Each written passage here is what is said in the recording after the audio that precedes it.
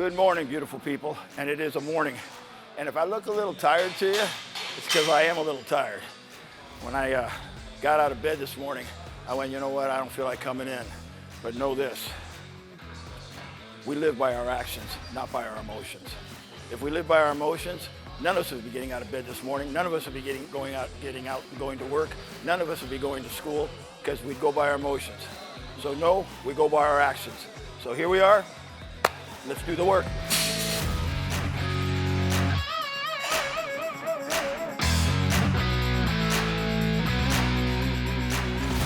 It's got traps, rear delt, teres minor major, rhomboids, latissimus, latissimus dorsa, and your erectors.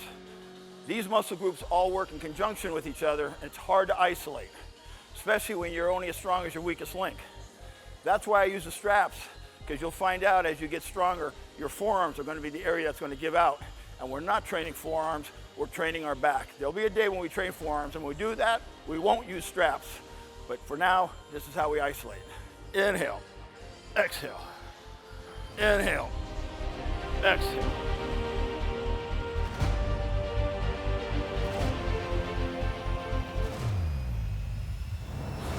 Inhale downward, exhale up. Inhale downward, exhale up. Got it. Yes, there'll be times when I use more weight and I'll use a little more relaxed way of training. But right now we're totally isolating the area. So, arch your chest upward, reach, relax, stretch. Arch your chest upward, draw down, hold it, relax. Margin of leaning back. I'll go back to my childhood. We'd had an area where semi-professional baseball was being played. My brothers and I couldn't afford the tickets, so we had to hang around the fence. And the only way you could see the game is if you climbed up, held up to the top of the fence. And as you pulled up, you leaned into it, and you held yourself as long as you could. That way you can see the game. You didn't lean away, because there's no way you're gonna be able to see the game. So think of yourself as watching the game behind the fence. Pull yourself up into it. And by doing so, you contract the latissimus muscles. All right, so you're set. What's extremely important is your grip. God gave us a thumb. I see a lot of guys throughout the years use a false grip. And that limits your strength. Take that thumb, wrap it around that bar like you own it. Make it a personal moment. It's your thing. You're as strong as your weakest link. Don't allow that false grip to be the weak link. It's all about the back.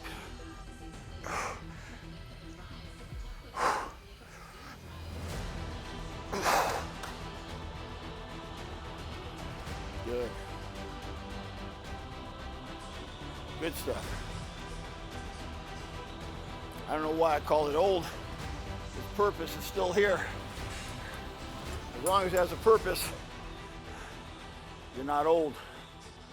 Okay, wide grip pull downs. Same methodology.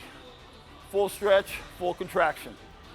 Pull your chest up to the bar as you're pulling the bar down to your chest. And they'll meet. Inhale, exhale.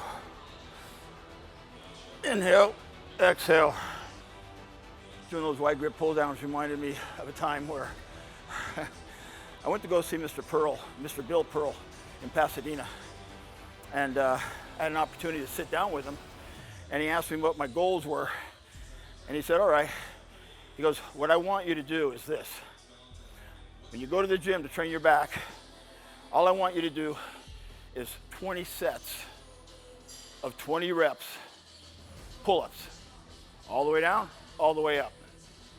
And I want you to superset with pullovers, full stretch, 20 reps. When you can do all that, 20, 20, 20, come back and see me. I'll give you the next part of your back workout. What I learned was that you don't have to do a lot of exercise. And I'm being counterproductive of what I just said earlier. But like anything else in life, if it's working, why change? What we're going to do here, it's a compound motion, meaning there's going to be variables. I'm going to do 1, 2, 3. My goal is to do 7 for each one, 7 reps. So that means obviously I'm gonna do 21 reps. Watch the movements and how it coordinates with the whole back. Now there's a foot stance back here. I don't use it. I'm still on the right track, but I found my lane is best when I don't use this back here. I'm gonna inhale up, I'm gonna exhale down.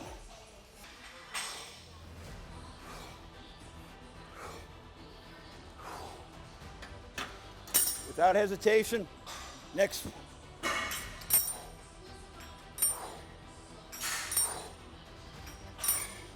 Without hesitation, next.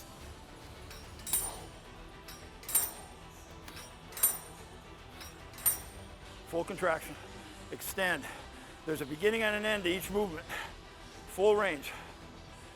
Every muscle group has a insertion and an origin. You need to hit the beginning and the end and contract the whole muscle. Now, if you use too much weight, you end up becoming superficial. Now the weight becomes the goal.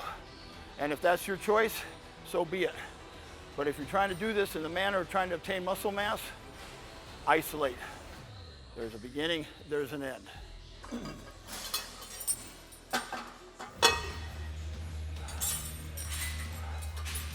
Now I'm going to add a little gravy to this.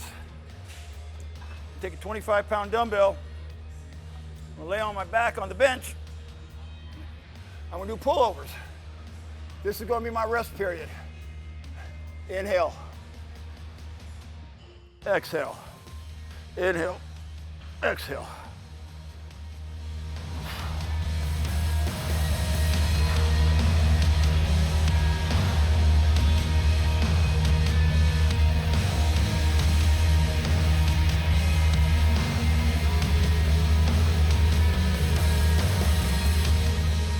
The devil said, you won't. God said he will. The devil said only this far. God said, Rory, surrender to me and you'll have no limits. Do the work, Carlos. It's your set.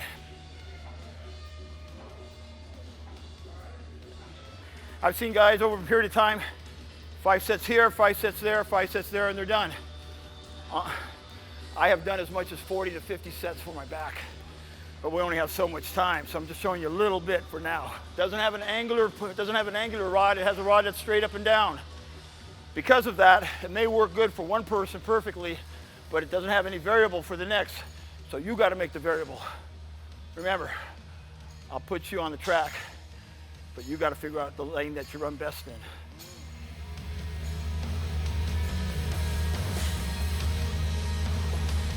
Inhale, exhale, inhale, exhale, inhale, exhale.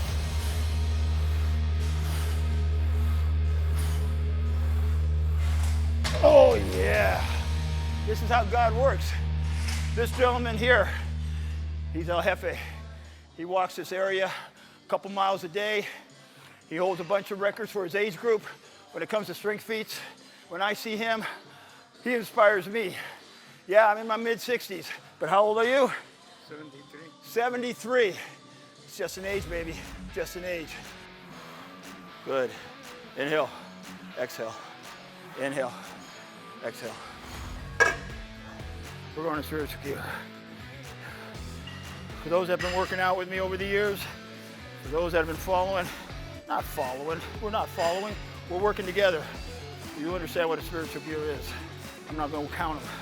I'm just going to that spiritual moment. You can do this. You can do this. You can do this. Have no fear. Whoo, whoo, whoo.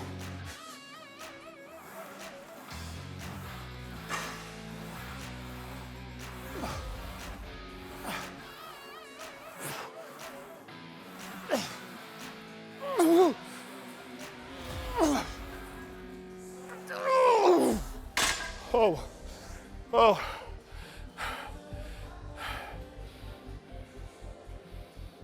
Have no fear. This movement's called stretch-ins. We've been doing them for a while now, and I've noticed others are now doing it.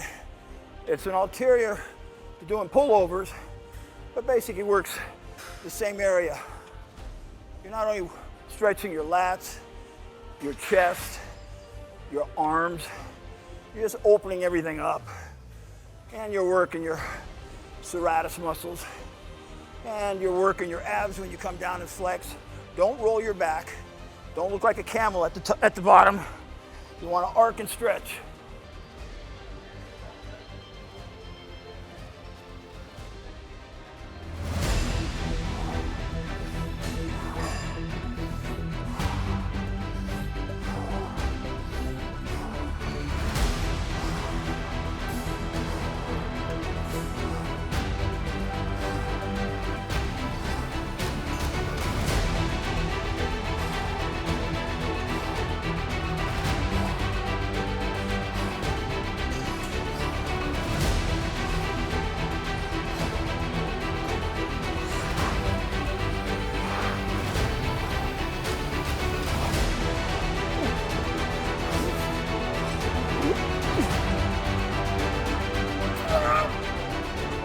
Bingo!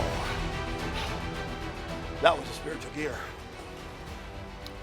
Like last workout, I'm going to ask you the same question. Did you see it? You didn't see it, did you? Did you hear it? You didn't hear it, did you? Let me tell you what I saw. I saw my 4-year-old daughter. We're in a pool, and I was holding on to her. And I told her, Cece, you're gonna have to learn how to hold your breath underwater. And she said, Daddy, I'm afraid. I don't know, Daddy. I said, no, Sierra, you can do this. I blew air into her face. She went down. And when she came back up, she said, I did it. I did it, Dad. I did it. I said, you did, sweetheart. My daughter, while I was working out, doing that last set, I can hear her say, Daddy, I'm afraid. And I said, no, sweetheart, you can do it. You can do it. And that's when God said to me, don't be afraid, Rory. You can do it. You can do it. Have no fear. God is with you. I'm here to help you. Let's all do this together. Let's all do the work. It's your set. Well, thank you, everybody. We just had another great workout, and I really am happy that you tuned in. And like any other day, we're all human, and this morning was a tough one for me to get out of bed. But like I said earlier, it's by our actions that we move, not by our emotions. And as we moved through the gym, my actions took over my emotions, and we had a heck of a good workout. Now, I was getting a word in there, and I was sharing it with you guys throughout the workout, and that workout word was fear. And I want to share a word with you about fear. What are you afraid of? Let me tell you about the Lion of Judah, Jesus Christ. And for those that walk with Jesus, you know he lives in you. And those that are curious, stay with me and listen. I was watching a television show, a National Geographic show, and it caught my eye because there was this really large lion. And this large lion was standing or walking back and forth along this riverbank. And then the camera swung over, and then I noticed a big giant crocodile with an antelope in its mouth. And that lion, he was looking at that crocodile, and he was walking back and forth, back and forth, back and forth. Then all of a sudden, he sprung into the water. And with a mighty roar, he went towards that crocodile. And that crocodile saw that lion coming. And yes, that crocodile is in his own environment, in the water. But that lion, bold lion, a bold lion, like the Lion of Judah. That crocodile with the little beady eyes saw something in the eyes of that lion, and he let go of that antelope. And that lion went up there and grabbed what was in that crocodile's mouth that he was trying to steal from that lion. And that crocodile started to swim away. No fight was there. That lion grabbed that full-grown antelope and started to swim back. And then he threw his head up, and that full-grown antelope was swung up alongside his back. Then he walked to the other side, dropped that antelope to the side of the water, and he looked back at that crocodile. And all that crocodile could do with that little peanut brain is say, thank God he didn't come after me. That's the kind of boldness I want you to have out there today. Have no fear. Be bold. And when somebody or something has taken away your destiny, be bold enough to take it back. Whatever is negative out of somebody's mouth, take it out of his mouth. This day is yours. This day is yours. This day is part of your destiny. Make it happen. Make it worthwhile. Go out and be as bold as a lion. Until we meet again, our next workout.